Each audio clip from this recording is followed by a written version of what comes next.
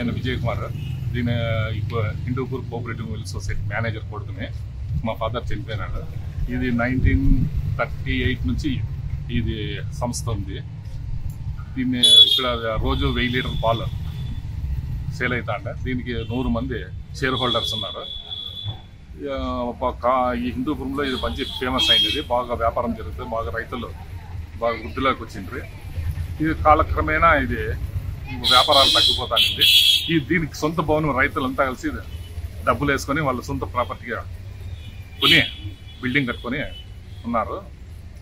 ఇది రాను రాను ఇది వ్యాపారం తగ్గిపోయిన దానికి క్లోజ్ చేసినారు.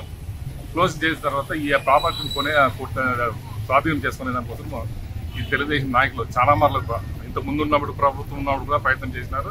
తర్వాత ఇప్పుడు కొత్తగా వచ్చినప్పుడు కూడా ప్రయత్నం చేసి ఇచ్చేసినారు. కానీ మేము అడ్డుపడినాము. మేము లేకుండా టైం చూసేసి రాత్రి 2 గంటల్లో దీన్ని డెమాలిష్ చేసి దీని లోపల ఉన్న లాకర్ ఉంది. లాకర్లో అంతా డాక్యుమెంట్స్, ఒక 2 lakhs క్యాష్ ఉంది. లోపల ఒక 100 క్యాన్లు సిల్వర్ అల్యూమినియం క్యాన్లు ఒక 100 లీటర్లు పడుతుంది ఒక క్యాన్. ఇప్పుడు దాని దగ్గర 2 లక్షలు పెట్టాను రాదు ఆ క్యాన్లు. అట్లా క్యాన్లు తర్వాత కూలింగ్ చేసే మిషన్ 1000 లీటర్లు కూలింగ్ చేసే మిషన్, ఆ మిషన్ ఉంది, అది లేదు. జనరేటర్ ఉంది, జనరేటర్ కూడా లేదు. డాక్యుమెంట్స్ అన్ని ధ్వంసం చేసేసినారు రాత్రి. మేము ఇప్పుడు వచ్చి చూస్తే బిల్డింగ్ అంతా మొత్తం డెమాలిష్ అయిపోయింది. ప్రయత్నం చేస్తున్నాను.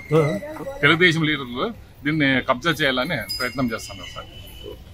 ఇది ఈరోజు 2 కోట్ల ప్రాపర్టీ. ఇది మెయిన్ రోడ్లో ఉన్నది.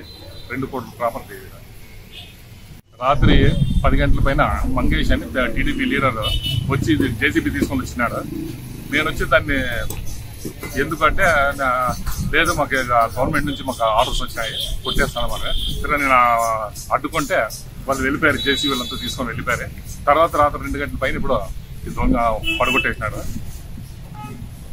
మార్నింగ్ వచ్చేటప్పటికి ఏమీ అంతా ధ్వంసం చేసేసినాడు.